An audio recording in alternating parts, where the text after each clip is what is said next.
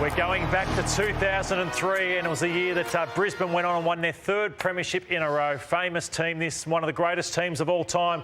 Take a look at it. A few things were left with Collingwood players, and one of them was Rhys Shaw. He went on to the Sydney Swans after this. Moments like that where they panicked on the big stage and got absolutely crunched by 50 points in this game. Ackermanis was on fire. Simon Black went on and won the Norm Smith medal, 39 disposals and a goal, and you just thought, what a side this is.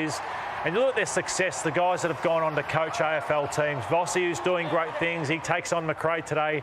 The Scott brothers have been awesome. Obviously, Justin Lepich as well. It's been absolutely huge. Also, the mark and goal of the year were great. Chris Tarrant, he was a star through this period, the early 2000s. Chris Tarrant took a mighty mark over the best fullback I ever played on in Matthew Scale. Absolutely huge. Tarrant did that every second week. And this goal, Cornsey, you would have played on this man a bit. The pure skill of Daniel Kerr. Gets the ball, just 4 bounces. He's a beautiful left-hand bounce, but what a player he was. I thought he was good to watch. One of the things we've lost is the bounce goal because of the frontal pressure that teams bring with. I know it's a bit detailed, but you don't see that very often where a player takes 4 or 5 bounces and kicks a goal. That was just a brilliant goal. What a player he was. The Brownlow that year was a 3-way tie, one of the most exciting counts that we've seen in Brownlow history. Not just because it was a 3-way tie, which saw Adam Goods, Mark Rasciuto and Nathan Buckley all tie for the honour, but also they were only 1 vote away from Cousins, Crawford and Wanganeen, who were on 21 votes. So we saw the triple crowning there of the Brownlow medalists of that year. But the runners-up, there were 3 as well. So it really was a magnificent count as we see the late, great Ron Evans there just putting the medals around their neck, and which answered the question also. We know that the AFL actually has a few medals sort of just in case things like that happen. Who could forget this night, TJ? Wayne Carey made his return to football playing for Adelaide up against his former side, and Glenn Archer, and it was on. Anthony Stevens came after him. I never forget sitting at home watching this game. It was just on the edge of your seat sort of stuff. Now, Wayne Carey played 28 games for the Crows, 56 goals. Clearly wasn't the player he was for Adelaide that he was at North. And here it goes, here it goes. This was the drama that went on. Bit of me and Barry Hall about that one. No, they both stood up. Hey, you spoke about Chris Tarrant before. Biggest arms you've ever want to see, but he also kicked a goal after the siren this year.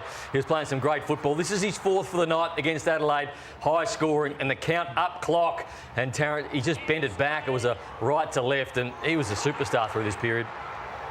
He was famous. They gave us the Adelaide Crows crowd that night as well. It was almost a where were you moment when Chris Judd did this against the Brisbane Lions into his 2nd season in football. He was to go on and win a Brownlow medal 2 years later, but actually the next season. But what he did on this day, on a sunny Sunday in Brisbane when they were still at the peaks of their powers, kicking 5 goals, racking up 17 disposals, clearances throughout the whole game, and in what was an upset win for his team. It was just one of those arrivals. And he'd been in the system for only the season before Llordo, but it was an official arrival. Yeah, phenomenal half of footy. Blew the whole footy world away with that performance that night. I want to ask you, TJ, in terms of the emotion, you did conduct an interview, one of the most famous emotional interviews I've ever seen. Talk us through the Jason McCartney night. Well, this was the night, of course, Jason McCartney made his comeback. And, I mean, it was just against all odds. It really was one of the victims of the Bali bombings, albeit an injury sense. But prior to this actual game, there was tribute paid to those who'd actually lost their lives. So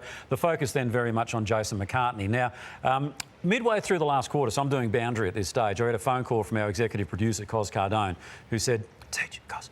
And he said, listen, at the end of the game, because my interview was going around the ground, don't ask him anything about next week because there is no next week. He's retiring, but he'll do that in the rooms with Eddie later. And I said, well, I'll ask him his favourite CD, maybe, will I? Or... Anyway, so I was under instructions not to ask anything that would lead him down the track of saying that he wouldn't be playing again, and this is what transpired. Yeah, I suppose this is no better time than I think I've used up every inch of my determination through my fitness and, I suppose, mental effort, and I find it fitting now that I'll hang the boots up as of tonight and go out on a great note. Because I'm spent. It's been a tough time, but that's enough for me, mate. Just an amazing football person, Jason McCartney, still doing great things at the GWS Giants. And I want to finish with this on a lighter note. This is Shane Crawford, the captain of the Hawthorn Football Club. Hank Bolger started in this year, 2003 as well. There's Crawford. And we'll get some headlines after where the club was not happy. So Hawthorn are under pressure. He was under pressure saying, should a captain be doing these things? Brownie, you were involved. What was your role in this? I was a doctor. Yeah, Richmond weren't happy with me either. There's that rumbles over Crawford's TV. Oh, is that you, David? Yeah. Crawford reads Gary Lyons saying hypocrisy. Hank's a lot. Hank Bolger there. So that was the pressure Crawford was under, but he stuck with it and played great footy. I tell you what, it was an amazing year, wasn't it?